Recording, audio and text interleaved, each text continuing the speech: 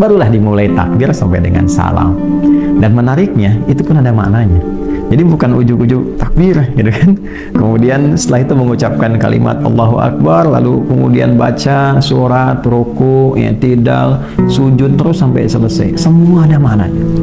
Ada artinya, ada pedomannya, dan dijelaskan makna tahapan-tahapan ini. Sampai ujungnya adalah kalau engkau benar menjalankan seperti ini, kata Allah, akan ada dampak feedbacknya pada dirimu yang engkau bawa pada konteks berkehidupan secara sosial. Itulah tadi hubungannya ibadah kita secara ritual, hubungan dengan Allah, hablum minallah.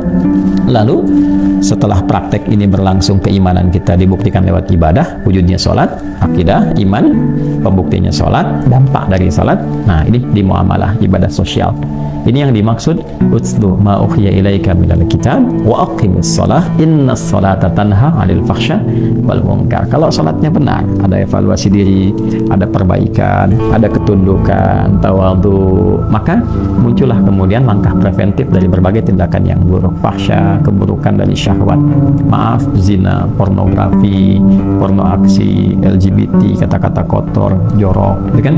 Mungkar, hal yang diingkari, menipu, buat hoax, kan, merendahkan orang, saling mengancam, ya, apalagi sampai ke perampokan, pembunuhan dan sebagainya. Standar keberhasilan orang sholat itu dilihat pada aspek sosialnya.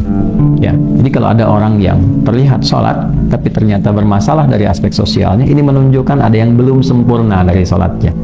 Ya, karena mengcompare itu jangan dilihat, ya, untuk apa sholat kalau begini, bukan. Ada orang sholat berubah jadi baik, ya kan? Umat terburuk di jahiliyah dengan semua potensi keburukan yang dilatih sholat jadi baik. Ya, jadi kalau peci nggak cukup dengan kepalanya, jangan kepala dipotong, ya. Nah, di compare, ini kenapa bisa begini, apa yang didapatkan. Ini ada yang sempurna dalam penjabarannya, ada yang tidak sempurna dalam pembelajarannya. Makanya yang dijelaskan kepada kita semua. Nah, untuk itu ketika disebutkan sholat, nah, kenapa 5 waktu, ya? Nah, itu sudah kita jawab.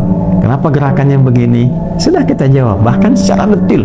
Dari mulai bersedekap, penapak tangan yang kanan menutup punggung yang kiri. Ini maksudnya apa? Ada maknanya. Kenapa ada yang digenggam? Kenapa disimpannya di dada di sini? Kenapa misalnya tidak di tempat yang lain? Ada penjelasannya. Dan itu dijelaskannya, paling menarik adalah dalil secara ritualnya, lalu penjelasan rasionalnya. Dan penariknya, penjelasan rasional ini diawali kadang-kadang dengan sebuah peristiwa. Ada peristiwa begini, hikmahnya begini. Turunlah kemudian menjadi gerakan atau bacaan yang ditunjukkan lewat sholat. Ini sesuatu yang indah. Ya, yang kesimpulannya adalah mustahil ada manusia yang bisa berkreasi merangkai semua gerakan dan bacaan. Sangat mustahil. Ya, ini menunjukkan bahwa ini satu kebenaran yang bersumber dari Tuhan. Ya, bagaimana dalil yang bisa dilacak, referensinya ditemukan, kemudian juga contohnya bisa kita temukan, situsnya masih ada sampai dengan sekarang, ya kan? Dan ini yang paling menarik, semua praktiknya seragam, semua ke bumi. Ya, jadi tidak ada misalnya begini, di Arab orang sholat pakai bahasa Arab, lalu di Amerika pakai bahasa Inggris, di Indonesia pakai bahasa Indonesia, atau di daerah pakai bahasa daerah. Itu nggak ada. Ya, jadi kalau ada satu hal yang di setiap tempat itu dipraktekkan dengan cara yang beda-beda, ini menunjukkan tanda awal bahwa itu kreasi manusia. Ya, karena manusia itu punya satu ciri khas, ya, ciri khas tertentu. Di antara ciri khasnya adalah karya-karya manusia itu selalu memerlukan adaptasi.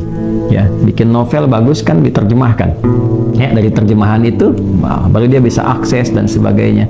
Ya, ini yang paling menarik, dipakai ibadah, tapi ibadahnya semua sama. Di Arab melakukan begitu, ya, di Arab dari mulai takbir sampai salam sama bacanya dengan yang di Afrika, dengan yang di Amerika, dengan yang di Indonesia.